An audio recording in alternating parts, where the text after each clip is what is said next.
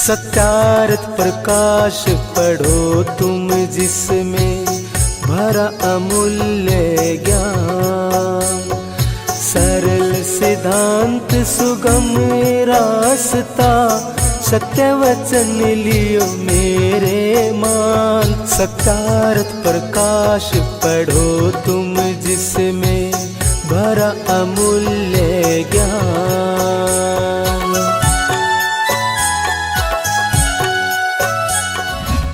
प्यारे बहन भाइयों, सत्यार्थ प्रकाश चैनल में आपका स्वागत है। साथियों, जैसा आपको विदित है कि हमारा ये सत्यार्थ प्रकाश चैनल है, ये सत्य के प्रचार प्रसार के लिए है। ये किसी को प्रसन्न करने के लिए या किसी को नाराज करने के लिए नहीं है। आज जिस विचारधारा के ऊपर पूरा विश्व दुखी है और एक दूसरे के जान के दुश्मन बन गए हैं, ये आपस में पहले ये जो एक विचारधारा यदि आपस में अभिव्यक्ति का अधिकार होता,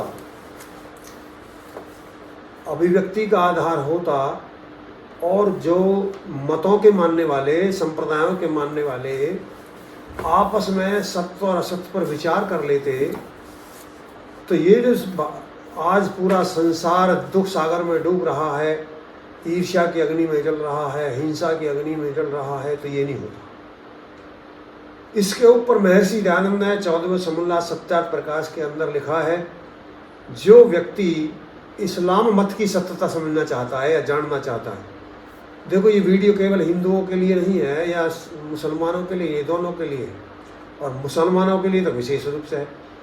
जो इसके नाम पर धर्मांधता दिखा करके पूरी दुनिया को नष्ट भ्रष्ट करने तक की सोच सकते हैं, तो जिसके ऊपर वो ऐसा कर रहे हैं, मैं उन बुद्धिजीवियों से ये अपील करूंगा, मूल रूप से जो OIC मुसलमानों का संगठन है और जिसे इस्लामी सहयोगी संगठन कहते हैं, मैं मूल रूप से उससे बात करूंगा जो विश्व स्तर का बात है, और उससे ये अपील करूंगा, क्योंकि जो निर्णय होते हैं वो ऊपर का संगठन लेता है। जीना ऊपर से साफ होता है, नीचे से नहीं होता। नीचे के किसी भी व्यक्ति को कोई अधिकार नहीं है वो किसी बात पर, कोई जो मान्यताएं हैं, जैसे हिंदू धर्म की मान्यताएं हैं, तो नीचे बैठा हुआ हिंदू धर्म का नीचे का व्यक्ति उसमें कोई निर्णय नहीं ले सकता। सरदारों की जो मान्यताएं हैं उनमें वो शीर्ष व्यक्ति तो निर्णय ले सकते हैं, लेकिन नीचे का बैठा सरदार व्यक्ति कोई निर्णय नहीं ले सकता। ईसाइयों में भी यही अवस्था है, ऐसे ही मुसलमानों में भी यही अवस्था है कि जो उनके नीतिगत निर्णय हैं, जो धर्म संबंधी निर्णय हैं, जिन पर आधारित उनका मत चलता है, तो उनमें यदि कोई परिवर्तन कर सकते हैं, कोई विचार कर सकते हैं, तो जो शीर्ष संगठन है OIC वो उस पर विचार कर सकता है और वो एक दिशा दे सकता है। और एक जो संयुक्त राष्ट्र संघ है, जो इसलिए बनाया गया कि विश्व में शांति हो, कोई किसी राज्य, कोई देश किसी दूसरे के साथ में अन्याय अत्याचार ना करे, वो विषय अलग है। उसका भी उपयोग वो व्यक्ति जो शक्तिशाली होते हैं अपने अनुरूप करते हैं, लेकिन संयुक्त राष्ट्र का भी ये काम है। तो मैं ये संयुक्त राष्ट्र से भी अपील करूंगा कि यदि विश्व में, मैं पूरे विश्व की बात करता हूँ, देखो संसार के लोगों, यदि आप सुखी चाहते हैं तो एक ही आधार है वेद, और उसका वकील कौन है? आर्य समाज। और जितना उच्च कोटि का दार्शनिक, जितना उच्च कोटि का संसार का हितैषी, जितना उच्च कोटि का विद्वान, धर्मात्मा, परोपकारी महर्षि दयानंद संसार में उन ऋषि महर्षियों के बाद आया, कोई नहीं आया। उसकी तुलना किसी से नहीं कर सकते, ना उसकी तुलना मोहम्मद हजरत से हो सकती, ना गुरु गोविंद जी से हो सकती, ना गुरु नानक से। जितने भी यानी वो एक क्षेत्र में, अपने क्षेत्र में, वो अपने अपने क्षेत्र के सब विशेषज्ञ रहे, लेकिन जो एक दर्शन, एक रास्ता, एक सद्बुद्धि उधर जो ले जाने वाले, जो एक सार्वभौम, क्योंकि वो वेदों के विद्वान थे। और हम जैसे बता चुके हैं, परमात्मा का ज्ञान वेद है, कुरान नहीं है, बाइबल नहीं है, गुरु ग्रंथ नहीं है, आदि आदि हमने पहले बता चुके हैं। तो आज जो हमारा जो मत है, जिसके ऊपर पूरे विश्व में एक त्राही त्राही मची हुई है, तन्नक्सी बात को लेकर के बवंडर मच जाता है, वो इस सत्य को नहीं समझते हैं। आज मैं वो विषय प्रस्तुत कर रहा हूँ कि जो कुरान है वो खुदा का ज्ञान नहीं है। आज की हमारी वीडियो का टाइटल है कि जो कुरान है वो खुदा का ज्ञान नहीं है। और जितने भी मुसलमान संगठन हैं, जितने भी मुसलमान देश हैं, जितने भी उलेमा हैं, मुल्ला हैं, मौलवी हैं, या जितने भी जो भी हैं मानने वाले, वो सब क्या कहते हैं कि ये खुदा का ज्ञान है। अब देखो, ये बुद्धि का संबंध है, तर्क का संबंध है, विचार का संबंध है। जब आप सोचेंगे, जो विचारेंगे, यदि आप मस्तिष्क लगाते हैं, मस्तिष्क आप लगाते हैं तो इसका समाधान है। आप विचार कीजिए, तो आप सोचिए इसके ऊपर और सोच कर बताइए, मैं जो ये प्रमाण दे रहा हूं, जिस आधार पर मैं कह रहा हूं, मेरे हाथ में सत्यार्थ प्रकाश है और सत्यार्थ प्रकाश का 14वां समुल्लास महर्षि दयानंद जी ने इसी के ऊपर लिखा है। और सबसे पहले जो सत्यार्थ प्रकाश में इस चौथे समुल्लास को प्रारंभ करते हैं, वो इसी विषय से प्रारंभ करते हैं। जो व्यक्ति इस विषय के बारे में ज़्यादा जानना चाहते हैं तो वो सत्यार्थ प्रकाश को पढ़ के देख लें। कोई हिंदू हो या मुसलमान हो, सबके लिए। बहुत ऐसे मुसलमान हुए हैं जिन्होंने इस सत्यार्थ प्रकाश को पढ़ा है और वो सत्यार्थ प्रकाश को पढ़ करके उन्होंने इस्लाम मत को छोड़ दिया, क्योंकि उनको इसकी सत्यता लग गई। यदि कोई भी मुसलमान, कोई भी व्यक्ति जो उलेमा हो या कोई भी जितने भी ये संबंधी हैं, यदि वो कुरान को पढ़ना चाहते हैं, यदि वो पहले सत्यार्थ प्रकाश को पढ़ लें तो उनको कुरान पढ़नी आ जाएगी। पहले ये जो सत्यार्थ प्रकाश में जो प्रमाण दिए गए हैं, इनको कोई नकार नहीं सकता। इस बात का भी चैलेंज है कि ये नहीं कि वैसे लिख दिए महर्षि दयानंद ने, ये उसके आधार पर प्रमाणित करवा करके लिखे हैं और जहां जहां से लिखे गए वो सब उनके पास में प्रमाणित है, आर्य समाज के पास। तो इसको कोई ये नहीं कह सकता कि बात ऐसी गलत लिखी गई है।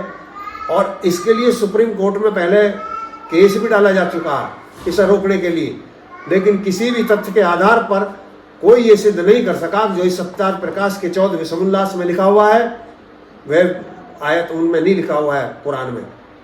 और जब कुरान में भी वही लिखा है, सत्यार्थ प्रकाश में भी वही लिखा है, तो आप उसका खंडन किस तरह कर सकते हैं? आप सुनिए, तर्क सुनिए, महर्षि दयानंद की सत्यता सुनिए और उसकी असलियत सुनिए। वो जो सबसे पहला क्या है, जब जहां से कुरान प्रारंभ होती है, नंबर 1, आरंभ 7 नाम अल्लाह के, क्षमा करने वाला दयालु, यहां से शुरू होती है। ये मंजिल 1 है, सिपारा भी 1 है और सूरत भी 1 है। अब इसके ऊपर आप सुनिए, विचार कीजिए कि जैसे मैंने कहा कि जो कुरान है वो खुदा की किताब नहीं है। अब क्यों नहीं? जब यहां शुरू क्या हो रहा, देखो सुनिए, पहला शब्द क्या आता है? आरंभ 7 नाम अल्लाह के, यानी जो प्रारंभ करने वाला है वो अल्लाह का नाम लेकर के प्रारंभ कर रहा है। आई बात को समझिए। यदि अल्लाह शुरू करता, अल्लाह की किताब होती तो वास्ते किसके बनाता? मनुष्यों के, मुसलमानों के। लेकिन बनाने वाले ने किसके वास्ते बनाई? अल्लाह के वास्ते। मैं प्रारंभ करता हूं वहां से, यानी जो बनाने वाला है वो अल्लाह नहीं है। बुद्धि से सोचिए। और मैं एक बात बताऊंगा, जब तक ये पक्षपात के चश्मा लगा करके कोई हिंदू या मुसलमान देखता रहेगा, जब तक सत्यता की बात नहीं जाने। आर्य समाज को बुद्धि से जाना जा सकता है, वेद को बुद्धि से जाना जा सकता है, और इसमें भी मुझे कोई कहने में बिल्कुल भी अतिशयोक्ति नहीं है, ना कोई संशय है कि यदि संसार में किसी को सत्य ज्ञान है तो आर्य समाज को ज्ञान है, क्योंकि आर्य समाज वेद का वकील है। सत्य केवल आर्य समाज के पास है और संसार का कल्याण करना भी आर्य समाज का उद्देश्य है। किसी मुसलमान संगठन का संसार का कल्याण करना उद्देश्य नहीं है, संसार को मुसलमान बनाना उद्देश्य है। किसी भी हिंदू संगठन का ये उद्देश्य नहीं है कि हम संसार को सुखी कर सकें। यदि वसुधैव कुटुंबकम का नारा है तो वो केवल वेद के पास में है, वो आर्य समाज के पास में है। हम यहाँ आज जो देश के अंदर, विश्व के अंदर ये एक आग लगी हुई है, अरे जिसके ऊपर लड़ रहे हैं हम उसको बता रहे हैं कि वो क्या चीज है, तो उसे सुनिए आप। मैं उन भाइयों से भी अपील करूंगा जो हिंदू हैं और मुसलमान हैं। कितने आप ये भी आपत्ति कर सकते हैं कि भाई मुसलमानों के लिए भाई कहा जा रहा, हाँ मुसलमान भाई हैं। कैसे भाई हैं?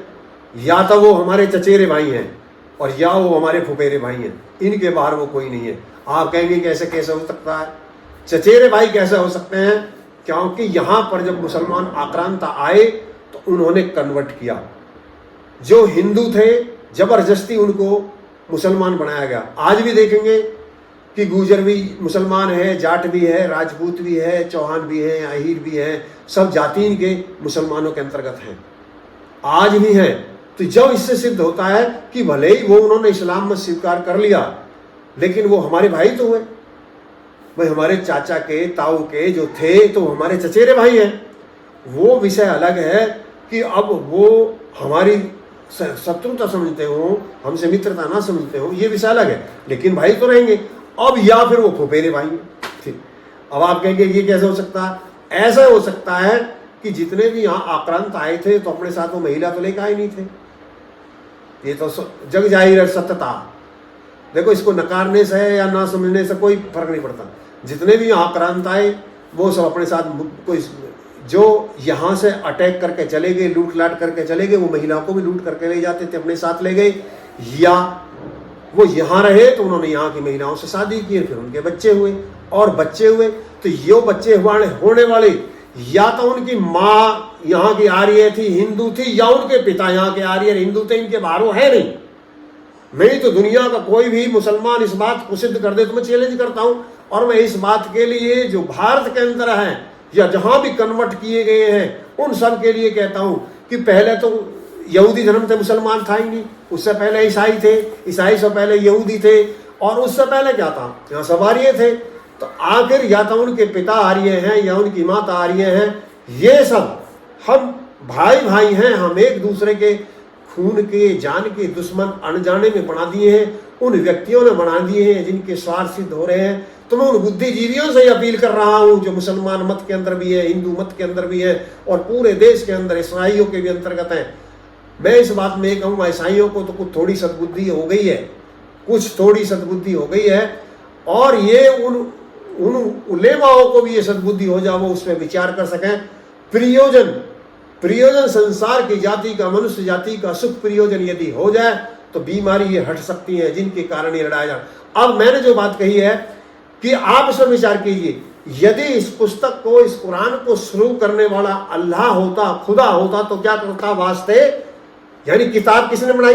मैं बना रहा हूं, मैंने कोई चीज बनाई, किसके लिए बनाई? यदि अपने लिए बनाई है तो उसे कुरान की खुदा को क्या जरूरत थी? वो अपने लिए क्यों बनाता? उसको कुरान की क्या जरूरत थी?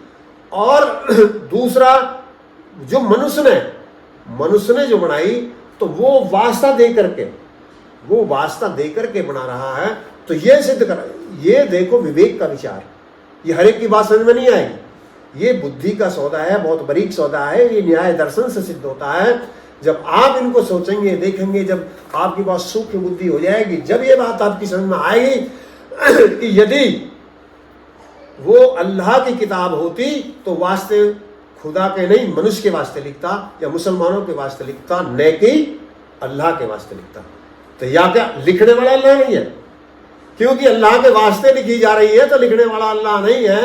ये पहली ही जो इनकी आयत है ये सिद्ध कर रही है।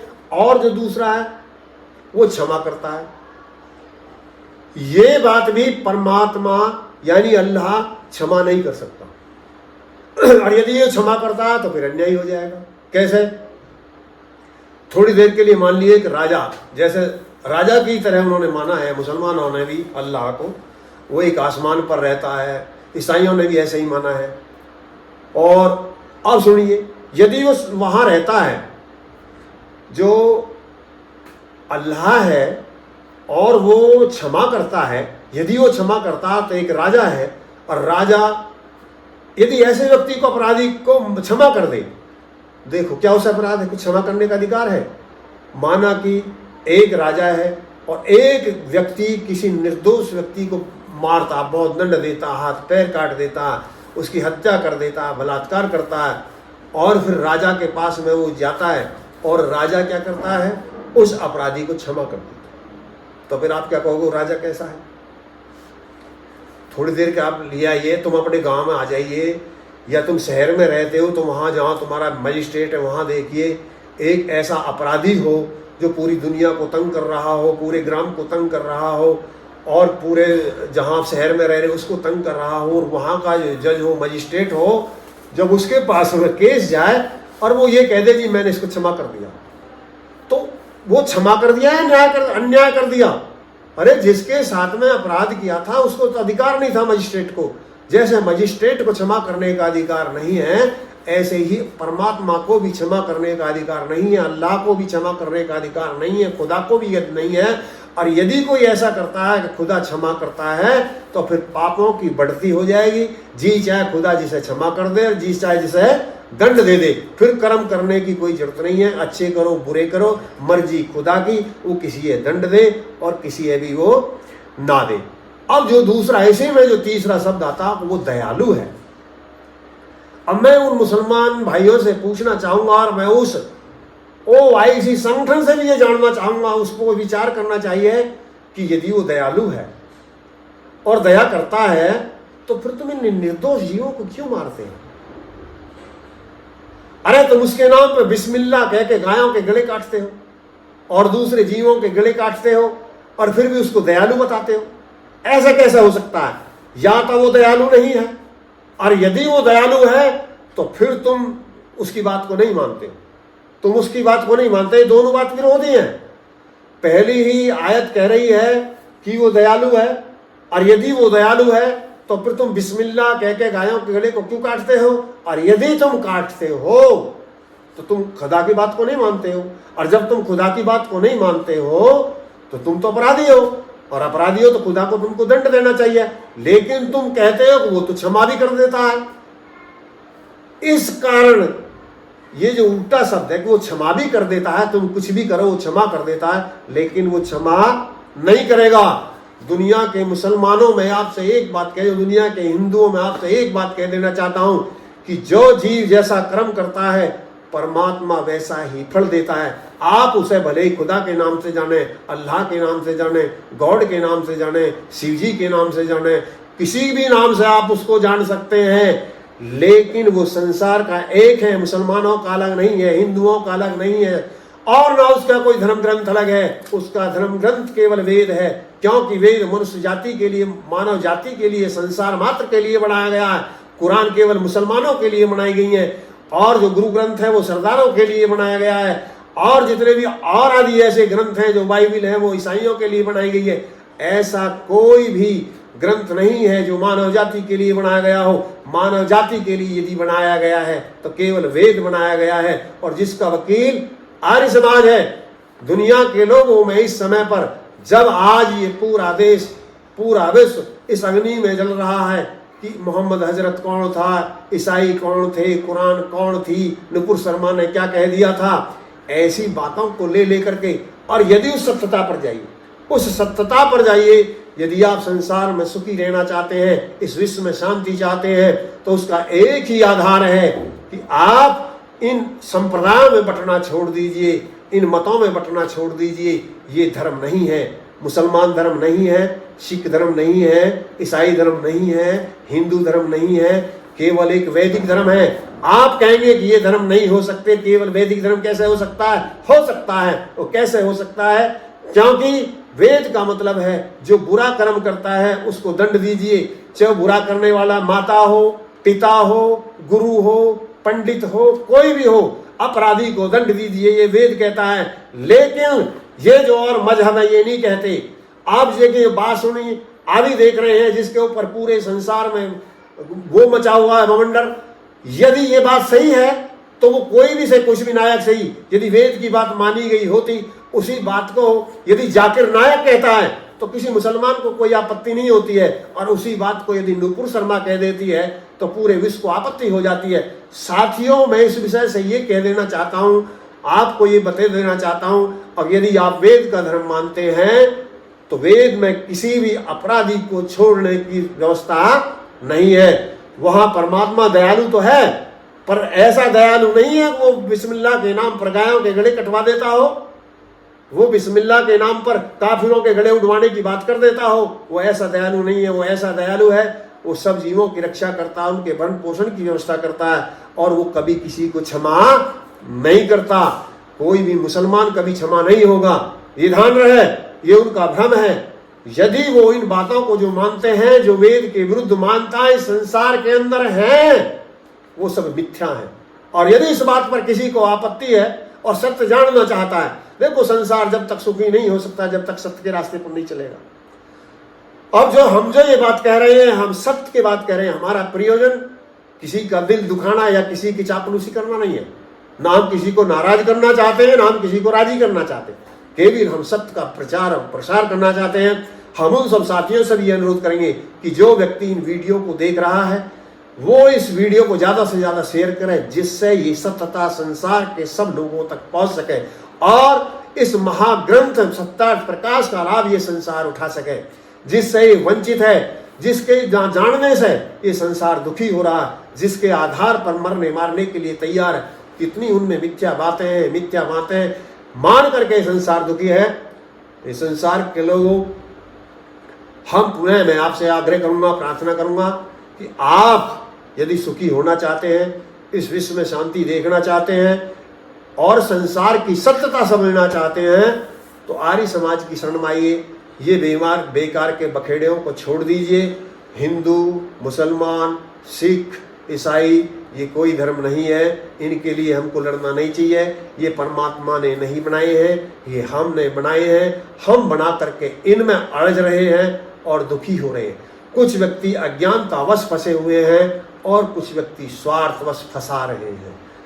तो दुनिया के लोगों, आशा है कि आप मेरे इस कहे गए विचार पर विचार करेंगे, मेरे कही हुई बात पर विचार करेंगे, जिससे कि इस संसार को लाभ हो सके और ये जो एक द्वेष की अग्नि में, एक विरोध की अग्नि में, एक दूसरे की कटुता की अग्नि में जल रहा है, उससे उसको राहत मिले। और हम परमात्मा से भी प्रार्थना करते हैं कि हे परमात्मा, इन सब श्रेष्ठ पुरुषों को सद्बुद्धि दीजिए। वो तो बुद्धि की तो जरूरत सब है, लेकिन उन व्यक्तियों ने तो बुद्धि से संबंध हटा रखा है। लेकिन जो श्रेष्ठ व्यक्ति मुसलमानों में भी हैं, सिखों में भी हैं, ईसाइयों में भी हैं, हिंदुओं में भी हैं, सब में हैं, मैं उन सब से अपील करूँगा कि वो बुद्धिजीवी अपने विचारों से सोच समझ करके इस ऐसी विषम परिस्थिति में आज कुछ नए करने की आवश्यकता है। ये बहुत दिन से चला आ रहा है, सदियों से चला आ रहा है। हम एक दूसरे के धर्म के आधार पर जान के दुश्मन हैं, लेकिन ये बात गलत है, ये बिल्कुल निराधार है, इसका कोई आधार नहीं है।